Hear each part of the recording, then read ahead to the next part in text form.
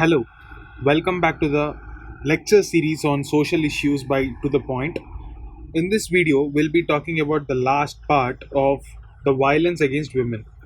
We are dealing with this aspect of sexual violence against women in India because ever since the 2012 Delhi rape case, this became a very central part of the discussion and debates on violence against women in India.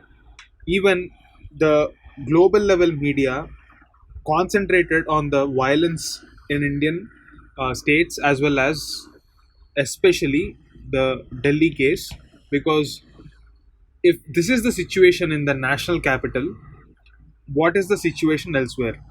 Ever since we have seen a rise in conviction rates as per the Indian Penal Code as well, and we are seeing a situation that is getting better.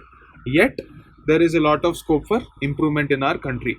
In this video, we will look at the various dimensions and manifestations of this aspect of sexual violence. What are the legislations, especially in the workplace, because this is the most important aspect, this is the most important legislation.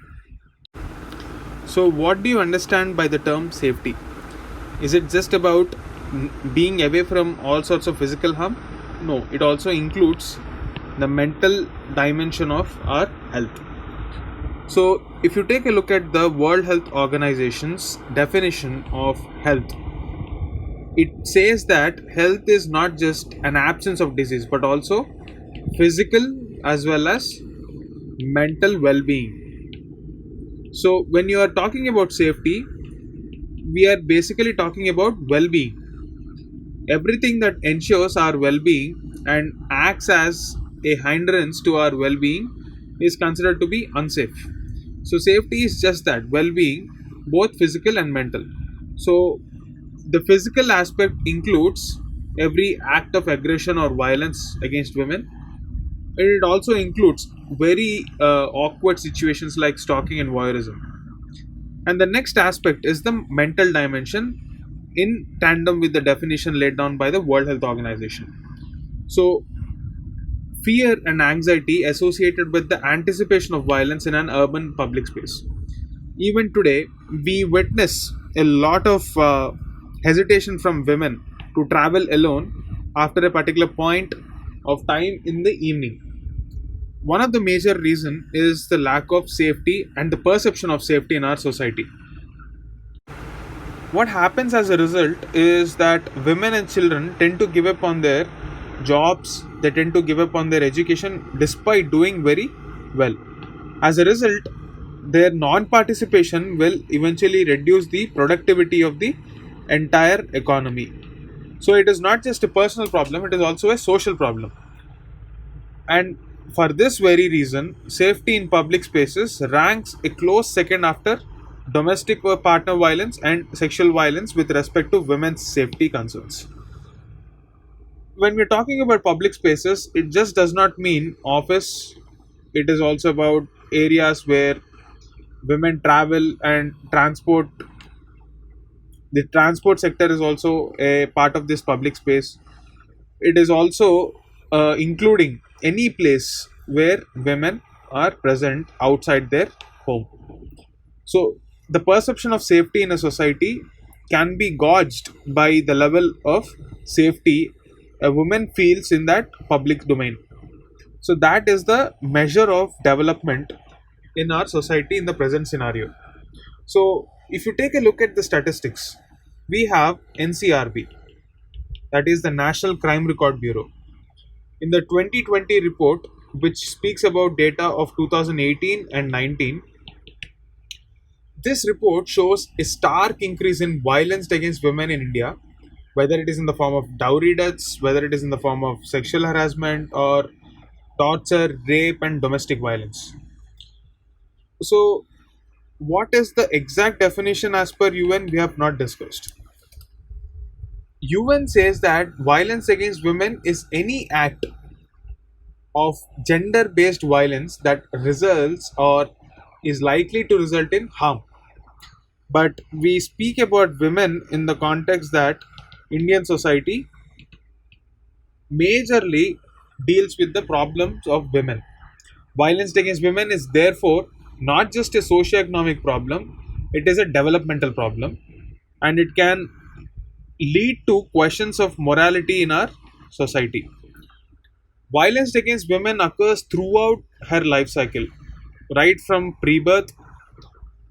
Why are we saying pre-birth? We have seen that in a patriarchal society, women are considered to be burden. So, upon scanning, if they don't want a girl child, there is every possibility that they might abort the child.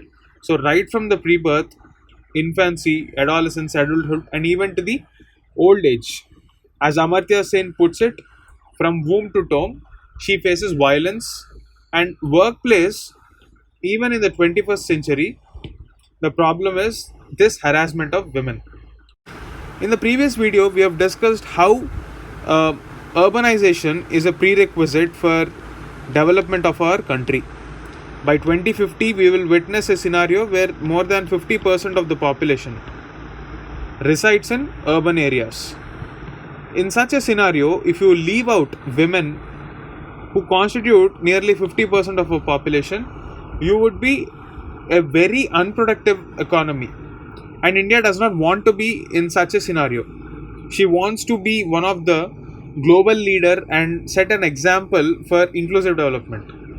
Now they can start with women. Policymakers should address the reasons why increasing sexual violence, especially in the urban areas, is happening. They have to understand the reasons. It can be as simple as a poorly lit urban space which gives the perpetrators of this violence a free hand in doing what they think is appropriate. They might attack a woman when it is dark. So, the first thing they can do is a simple one: increase the amount of lights in the night time in urban spaces and increase the police patrolling. If there is a case of eve teasing, the laws are so simple that it lets them off with a simple warning sometimes, and this gives them enough courage to repeat the same offense again and again. And even in the cases where the conviction is almost sure, because of the delay in the criminal justice system, it is perceived as an inefficient one. So, in order to ensure that speedy justice speedy justice happens, we have to take measures as laid down by a committee called J.S. Verma Committee, which talked about the amendment in criminal procedures. So, following the 2012 Delhi gang rape case, this Justice Verma Committee, along with the previous Malimath Committee, please remember these names: Malimath Committee and J.S. Verma Committee. These committees suggested that we have to focus on improving the facilities in urban areas, along with making the present laws even more effective in serving as a deterrent. The next aspect is the objectification of women, which we have discussed even in the previous video.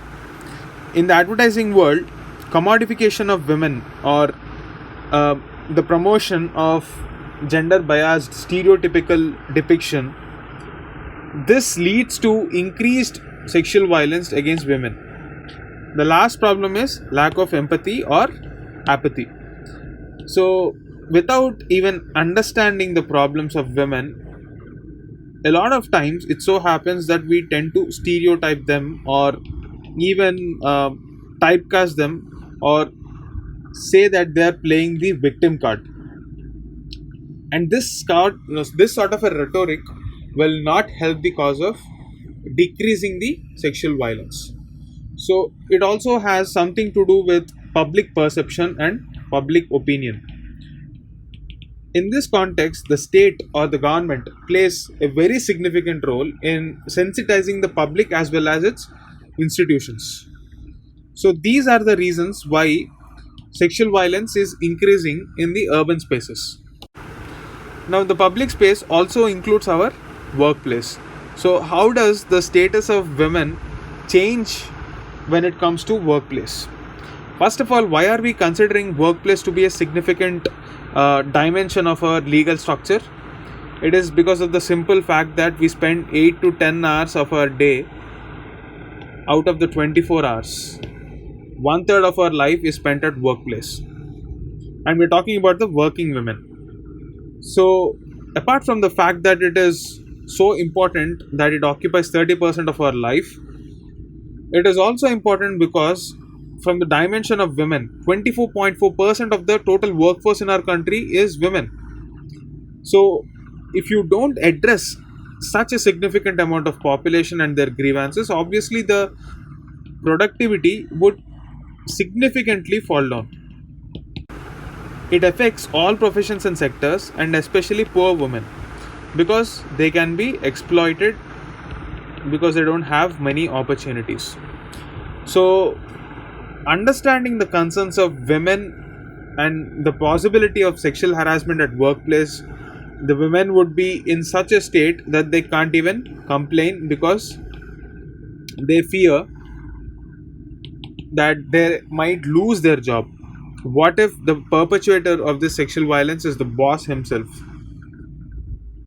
So obviously it will have certain impact and cost at workplace, because women would either leave the job, they'll have mental issues because they might actually break up with their partner, there can be substance abuse, and the productivity will eventually fall down because of the discomfort at the workplace. It's a very toxic environment. In order to address this problem, the legislation that came into place is the Sexual Harassment of Women at Workplace.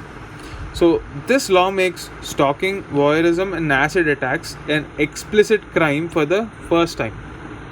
So recently this act was amended and the punishment was raised to 20 years from the minimum of 10 years. However, you have to note a very important point. We are talking about gender issues, and time and again I've reminded it includes both male, female, and in some progressive societies now even the transgenders. So whenever we talk about gender issues, you have to think from all the three dimensions, not just the female dimension. Now this act explicitly is only for women, so the law does not address marital rape, because even in the present day country, as soon as marriage happens, the courts consider that women gave their perpetual consent to the husband for any sort of sexual advances. In such a scenario, the possibility of marital rape is simply ignored in our law. Again, the rape committed by the armed forces is also not under the ambit of this Women at Workplace Act, Sexual Harassment of Women at Workplace Act. And finally, rape against men. Men do not have any recourse to law if such an event happens. So this is not a gender neutral law. It is definitely in favor of women. So this is the concluding part of the aspect of violence against women in our country. Thank you.